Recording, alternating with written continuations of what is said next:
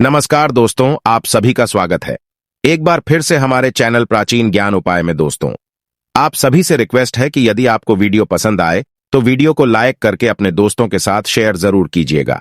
आइए वीडियो शुरू करते हैं। तो सावन का पवित्र महीना चल रहा है। आज मैं आप लोगों को बेलपत्र संबंधित जानकारी बताऊंगा। सावन के पवित्र महीने में जो बेलपत्र होता है वो गंगाजल से भी ज्यादा पवित्र हो जाता है। आज के इस वीडियो में हम जानेंगे शिवलिंग पर चढ़ा बेलपत्र खाने के फायदे। वास्तव में जब आप शिवलिंग पर बेलपत्र चढ़ाते हैं तो वो बेलपत्र कोई साधारण बेलपत्र नहीं रह जाता, वो साक्षात भगवान शंकर जी का प्रसाद बन जाता है। देखिए, साक्षात सावन का महीना चल रहा है तो ये वीडियो अपने फायदे के लिए ध्यान से एक बार सच्चे दिल से जरूर सुनिएगा। हमारे धर्मशास्त्रों में कहा जाता है बेलपत्र 6 महीने तक बासी नहीं माना जाता। इसका एक बार प्रयोग करने के बाद अर्थात इसे एक बार शिवलिंग पर चढ़ाने के बाद धो करके पुनः चढ़ाया जा सकता है।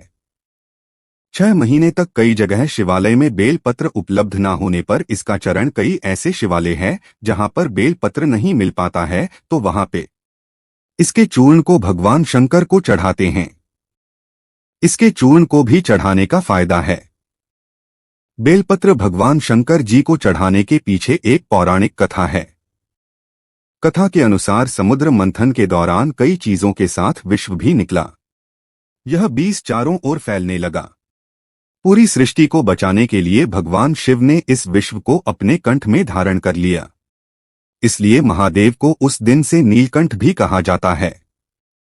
ब्रिज के प्रभाव से भगवान शिव के शरीर में ताप बढ़ने लगा, जिसके वजह से आसपास का वातावरण जलने लगा। और उस समय एक वैद्य से सलाह लेने के बाद जब देवी देवताओं ने सलाह ली तो देवी देवताओं ने जब उस वैद्य से सलाह ली तो उस वैद्य ने बोला कि आप उन्हें बेल के पत्र खाने के लिए दे। भगवान शिव को बेलपत्र खिलाया और जल से स्नान कराया।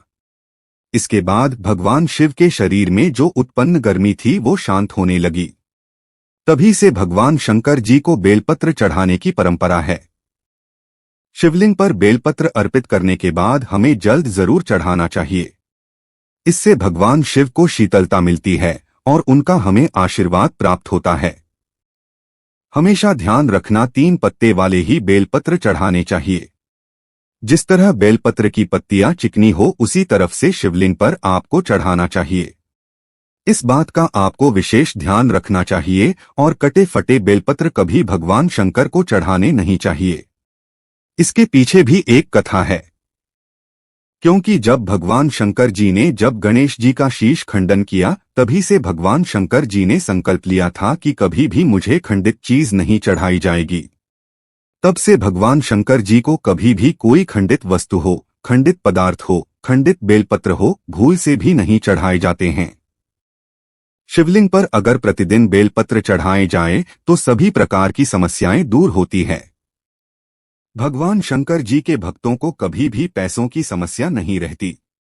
बेलपत्र को तिजोरी में रखने से बरकत आती है। तो ये वीडियो को ध्यान से सुनना। वीडियो में मैं आप लोगों को बेलपत्र से जुड़ी हुई संपूर्ण जानकारी बताऊंगा।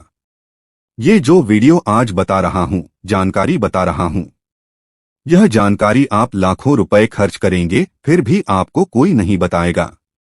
अधूरा ज्ञान हमेशा खतरनाक साबित होता है, इसलिए सच्चे दिल से भगवान शिव की इस वीडियो को पूरा अवश्य देखें।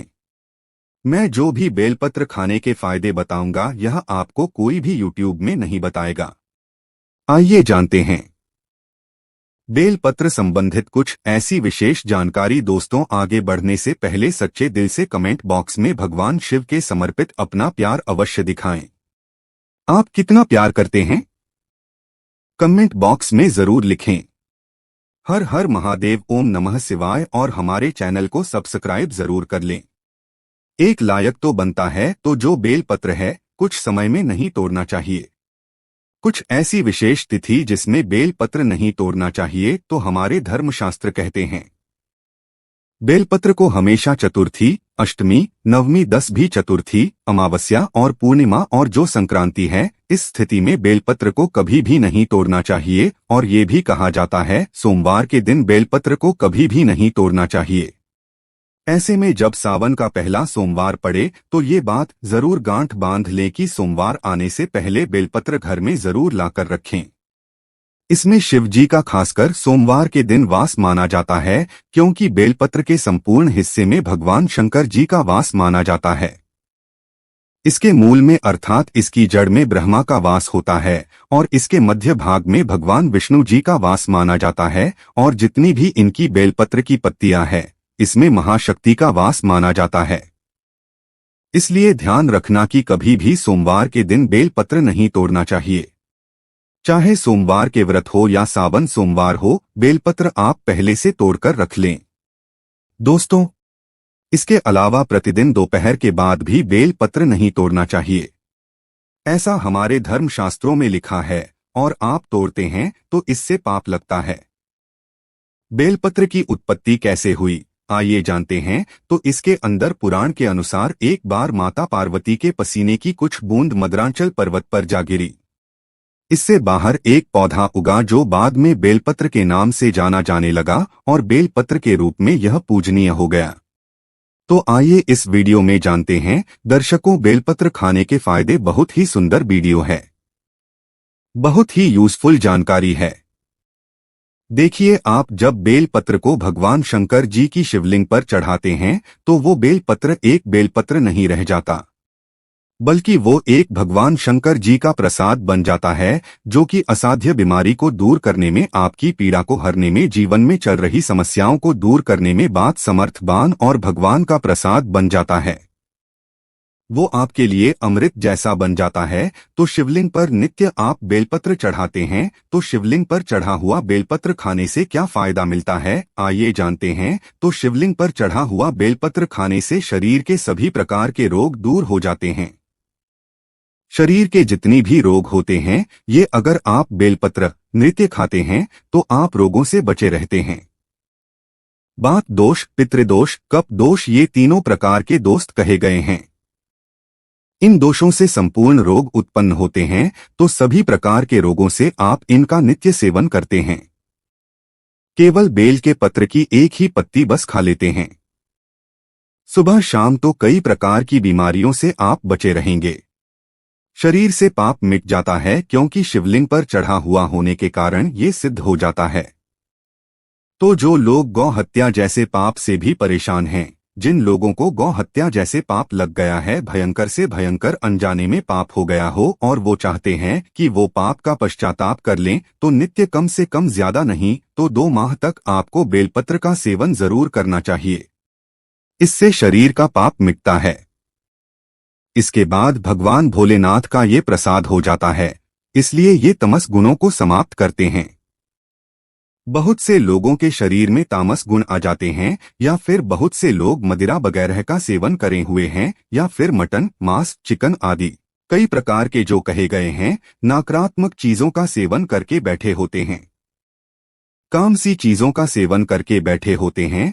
तो यह शरीर अशुद्ध होता है। तो आप अपने अशुद्ध शरीर को पुनः स्वस्थ बनाने के लिए, पुनः शुद्ध करने के लिए भोलेनाथ का प्रसाद होता है। आप ये खाना शुरू कर दीजिए। नित्य 5 बेलपत्र खाइए, 3 सुबह खाइए, 2 शाम में खाइए। अगर नित्य खाते हैं तो यह आपके शरीर से तामस गुणों को समाप्त करते हैं। इसके बाद ये भी कहा जाता है, बेलपत्र खाने से भाग्य बलवान होता है। कैसा भी आपका दुर्भाग्य हो, जिस टाइम से बेलपत्र खाना शुरू कर देते हैं, आपका फिर दुर्भाग्य सौभाग्य में बदल जाता है। आपकी किस्मत, आपकी तकदीर फिर आपके अनुरूप ही चलती है। इसके बाद आयुर्वेद में कहा जाता है कि बेलपत्र खाने से रक्त साफ होता है। अगर रक्त संबंधित कोई बीमारी है तो नित्य 5 बेलपत्र खाइए। 5 बेलपत्र आप एक साथ में शुरू में नहीं खा पाते हैं, तो धीरे धीरे आप इनका जो है सेवन बढ़ा सकते हैं। दोस्त, और प्रथम दिन 1 बेलपत्र खाइए, दूसरे दिन 2 बेलपत्र खाइए, तीसरे दिन 3 बेलपत्र खाइए। इस प्रकार से आपको बेलपत्र की जो संख्या है उसे आपको बढ़ाना है। एक दिन में 5 बेलपत्र अगर आप नहीं खा पाते हैं तो नहीं खाना है, धीरे धीरे आपको बढ़ाना है। तो इससे रक्त साफ होता है, रक्त में शुद्धि आती है और बिल्कुल ही आपके शरीर को फिल्टर करने का काम करता है।